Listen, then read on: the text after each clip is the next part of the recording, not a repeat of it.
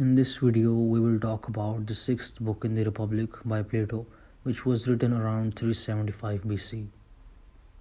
The sixth book starts off with a few questions about what a true philosopher is like. Given that only philosophers can have knowledge, Socrates says, they are clearly the ones best able to grasp what is good for the city, and so they are in the best position to know how to run and govern the city. If we only knew that they were virtuous, then we could be sure that they are the ones most fit to rule. But we do know that philosophers are superior in virtue to everyone else. A philosopher loves truth more than anything else, philosopher meaning a lover of truth or wisdom, and his entire soul strives after truth. This means that the rational part of his soul must rule, which means that his soul is just. Adeimantus, however, remains unconvinced. None of the philosophers he has ever known have been like what Socrates is describing. Most philosophers are useless, and those that are not useless tend to be vicious. Socrates, surprisingly, agrees with Adeimantus's condemnation of the contemporary philosopher, but he argues that the current crop of philosophers have not been raised in the right way. He says that men born with the philosophical nature, courageous, high-minded, quick learners with faculties of memory, are quickly preyed upon by family and friends who hope to benefit from their natural gifts. They are encouraged to enter politics in order to win money and power by the parasitic family and friends, so they are inevitably led away from the philosophical life. In place of the natural philosophers who are diverted away from philosophy and corrupted, other people who lack the right philosophical nature rush in to fill the gap and become philosophers when they have no right to be. And these people are vicious. Those who are good philosophers, the few who are good philosophers, those whose natures were somehow not corrupted, either because they were in exile, lived in a small city, were in bad health, or by some other circumstance, are considered useless because society has become antithetical to correct ideals. He compares the situation to a ship on which the ship owner is hard of hearing, has poor vision, and lacks seafaring skills. All of the sailors on the ship quarrel over who should be captain, though they know nothing about navigation.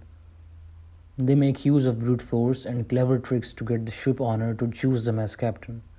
Whoever is successful at persuading the ship owner to choose him is called a navigator, a captain, and one who knows ships.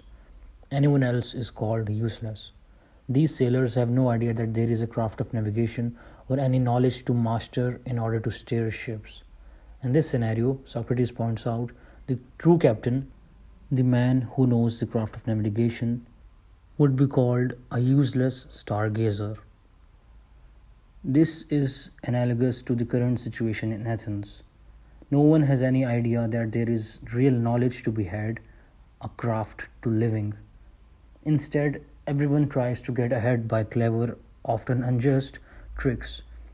Those few good philosophers who turn their sights toward the forms and truly know things are deemed useless. All that we need to make this imagined city a reality, Socrates concludes, is one such philosopher king. One person with the right nature who is educated in the right way and comes to grasp the forms. This, he believes, is not all that impossible. Now Socrates turns to the final stage in the construction of the just city, the question of how to produce philosopher kings. He had mentioned in the third book in the Republic that the guardians in training are subjected to many tests so that rulers are chosen from among them. One point of the test, he told us then, was to see who was most loyal to the city. Now we see that another major point of these tests is to determine who among them can tolerate the most important subject. The most important subject for a philosopher king, it turns out, is the study of form of the good. It is in understanding that the form of the good, in fact, that someone gains the highest level of knowledge and thus becomes fit to be a philosopher king. Socrates explains that the form of the good is not what is commonly held to be good. Some think that the highest good is pleasure, while the more sophisticated think that it is knowledge. In fact, it is neither of these, but Socrates cannot really say directly what it is.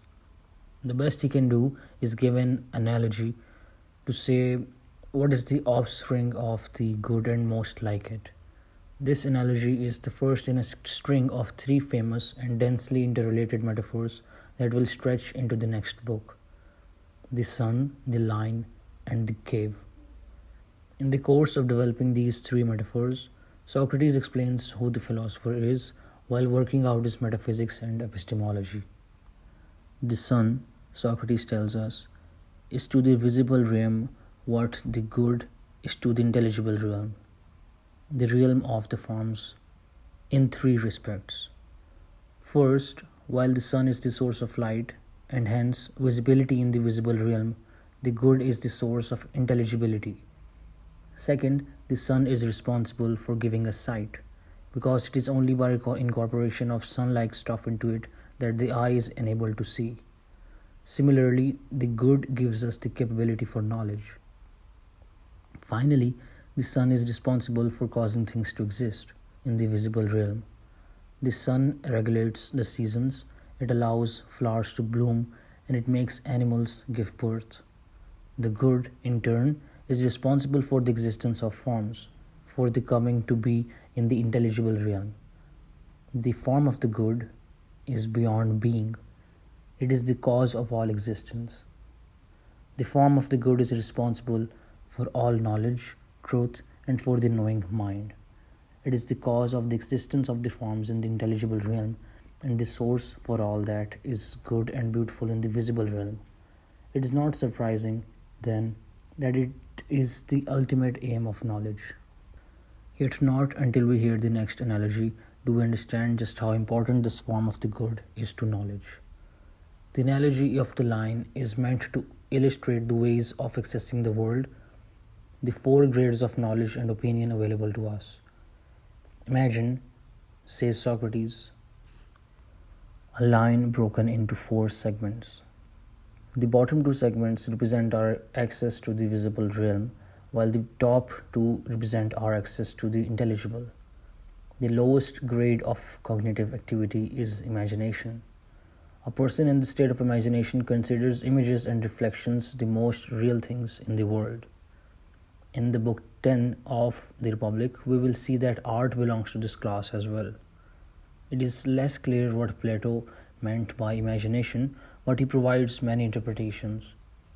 The next stage on the line is belief. Belief also looks toward the realm of the visible, but it makes contact with real things. A person in this stage of belief thinks that sensible particulars are the most real things in the world. Further up the line, there are two grades of knowledge: thought and understanding. Although thought deals in forms, it uses sensible particulars as images to aid in its reasoning, as when geometers use a picture of a triangle to help them reason about triangularity.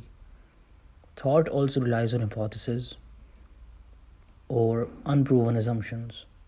Understanding uses neither of these crutches. Understanding is a purely abstract science.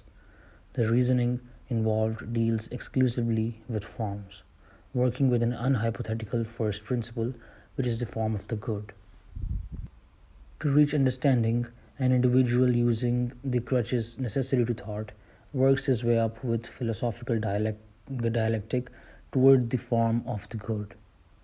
Once you reach the form of the good, you have hit on your first principle, a universal proposition which makes all unproven hypotheses unnecessary. You now understand the form of the good and all the other forms as well.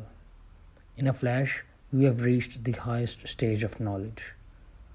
The philosopher progresses through all four stages on the line until he reaches understanding. Only the philosopher reaches the last stage, where he understands the form of the good. Once he arrives at the form of the good, all the other forms then follow.